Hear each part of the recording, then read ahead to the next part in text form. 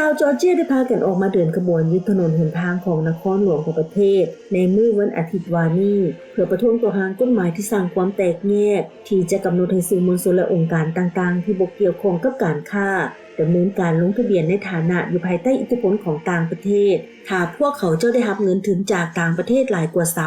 20% ประชาชนหลายพันคนได้ออกมาเต้าหู้กันอยู่ตามถนนหนทางของนครหลวงตบิลิซีโดยการโบกธงชาติของจอร์เจียและธงของสหภาพยุโรปบรรดาผู้คัดค้านพากันกล่าวว่าโคเสนอดังกล่าวจะคัดขวางความหวังที่มีมาแต่โดนนานของจอร์เจียในการเข้าเป็นสมาชิกของสหภาพยุโรป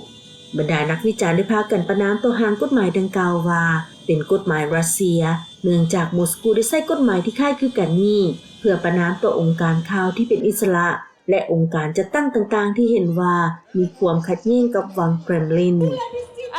I'm angry and I'm sad kind of and most of all I'm very happy that so many people ค่อยรู้สึกโมโหและเศร้าใจโดยรวมแล้วค่อยดีใจที่มีผู้คนเป็นจำนวนหลายมาปรากฏตัวในมื้อนี้ค่อยภูมิใจหลายกับคนเหล่านี้ที่อยู่อ้อมข้างค่อยเพราะว่ามันดีหลายที่หลายๆคนเชื่อในเหตุผลอันเดียวกันและค่อยก็คิดว่ามันเป็นสิ่งสำคัญหลายที่พวกเขาหลายๆคนเชื่อในเหตุผลดังกล่าวนี้ในแถลงการทางออนไลน์ในต้นเดือนนี้ท่านโจเซฟบอเรลหัวหน้าด้านนโยบายการต่างประเทศของ EU ได้อธิบายเกี่ยวกับการเคลื่อนไหวของรัฐสภาว่าเป็นการพัฒนาที่น่าเป็นห่วงหลายและได้กล่าวเตือนว่าการรับรองเอากฎหมายฉบับสุดท้ายนี้จะส่งผลกระทบทางลบต่อความก้าวหน้าของจอร์เจียเกี่ยวกับเส้นทางเข้าร่วม EU ของตนนั้นถึงแม้ว่าประธานาธิบดีของจอร์เจียท่านซาโลเมซูราบิชเวลลี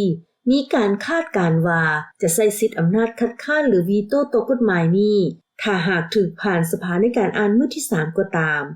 พรรคที่ปกครองประเทศในปัจจุบันสามารถลบล้างการวีโต้ได้โดยเก็บกำ76คะแนนเสียงหลังจากนั้นประธานสภาก็สามารถเซ็นลงนามให้เป็นกฎหมายทิพย์สุดา VOA แผนกภาษาลาววอชิงตัน